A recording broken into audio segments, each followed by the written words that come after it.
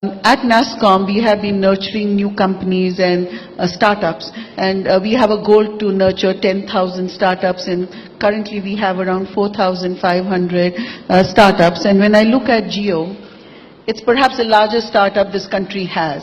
And, of course, it's a very, very big and very expensive startup for startups to able to afford. But when you look at these entrepreneurs and young people who are starting new organizations, what would you advise them to do? What is your advice for the new entrepreneurs on the block?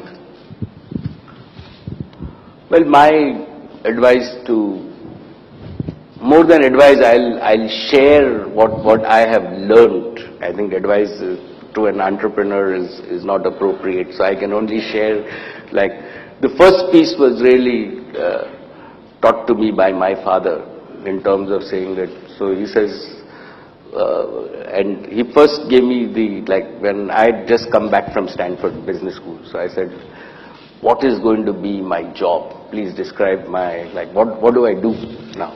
Roles and responsibilities. In terms of roles and responsibility, absolutely.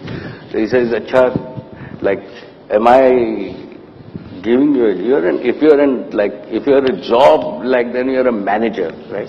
If you're an entrepreneur, you'll figure out what you want to do.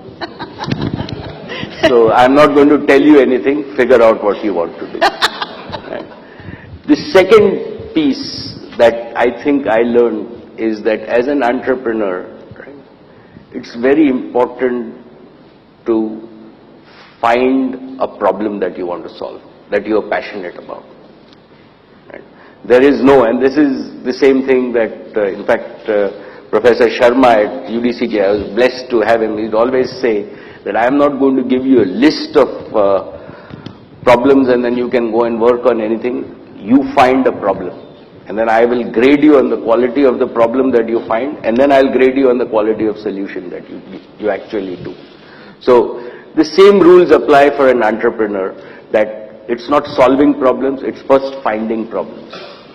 Once you find the problem, right, then you solve it. The third thing that I have learned is that, and we've now institutionalized it at Reliance, is that you have to create societal value. Right? You have to solve a problem which actually does good in some way. And that has to be the main objective of the business. And financial returns are actually a byproduct. If you focus only on financial returns, right, chances are that you would not really become great and solve your own passion. The other piece that I have learned is failures are normal. Right? With all the success that one sees, people, even in my own case, don't see how many times I have failed before I succeed. So they are just a step before you succeed. So never get disheartened by failures. Learn from them, but never give up. Two non-negotiables for me are, one is treat your investors' money, and this was early on ingrained into us at Reliance, is that we had taken money from small investors, that treat your investors' money even more carefully than your own money. And second is, you cannot do anything without the right team. And it is very important to align the team passionately to your own mission. And finally, an entrepreneur is always positive. He's an optimist, and he proves, there